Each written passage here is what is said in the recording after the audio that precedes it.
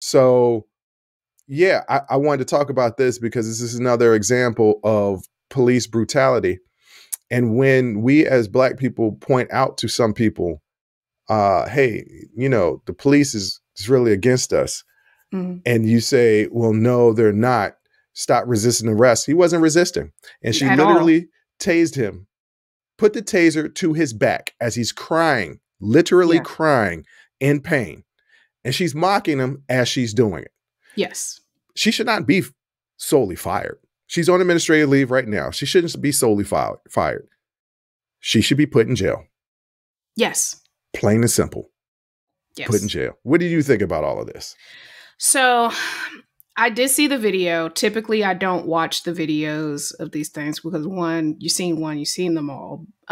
This one, to me, did feel slightly different because one, there was no stop. She stopped. He was already stopped changing a tire. Like there was no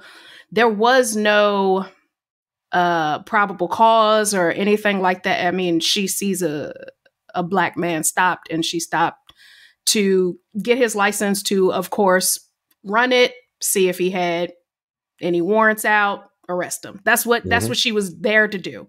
Yep. But because he realized there was no reason for him to give his identification and he does not have to, she did not. She asked several times, according to reports from the scene, his brother did not start recording until he was already on the ground and in handcuffs. So we don't see the exchange between them when she first pulls up. The reports are that after she asked him several times for identification and he refused to give it to her because, again, it's well within his right to not do that. He does not have to give her his identification. For those people that are going to use the argument, well, why didn't he just comply? You don't have to infringe your own rights just because a cop is telling you to do so. Right. You do not have to give up your ID. You don't have to give up your name. They can arrest you under certain circumstances if there's probable cause. But if a cop just walks up to you and just like, hey, man, what's your name? Give me your ID. You don't have to give it to him. No. You don't have to talk to cops if you don't want to. You don't have to. So apparently, after she had asked several times, he refused to give it to her. That's when he pulls out his phone to start recording. And that's when she tases him. She was not aware that his brother starts recording. You can see on the video, she pulls only the gun out of his pocket. But he's charged with resisting arrest. I did not see in any point in that video of him resisting at all. That's normally I know from my cop friends, and I do have cop friends, ladies and gentlemen. I'm not anti-police. I have cop friends.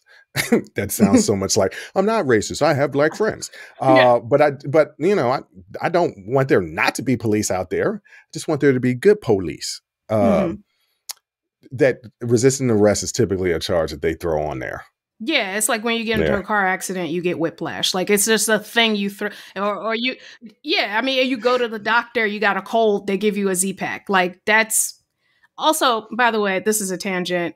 Stop taking that Z-Pack, y'all. A cold is a virus. Z-Pack is an antibiotic for bacteria. It's not gonna help you. The doctor's just giving you something so that you stop asking and go home. Just drink some orange juice and lay down somewhere. But anyway, or as Black people do, ginger ale. Ginger ale. I don't know why I was talking to white people, but just go sit down somewhere. Take some Tussin and you'll be all right. Right. You'll be fine in a couple days. So he was charged with resisting arrest, obstructing governmental operations. That doesn't even make sense. And that in what way? By changing his tire? In what way? That doesn't make sense. Marijuana possession. Of course, you never see her in the video take any marijuana off of his body. The only thing she removes from his pocket is the gun. Drug trafficking. Yeah, not possession. Drug trafficking. And not just any drug, fentanyl. Yes. Which they did file a motion to drop the possession and trafficking charges because they said, even though she conducted field tests, which again, no, she didn't, because there's a video. No, she did not. Yeah.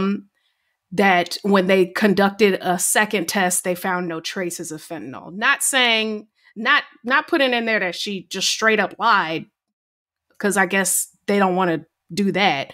But we didn't, on second testing, we didn't find any, so we're going to drop those charges.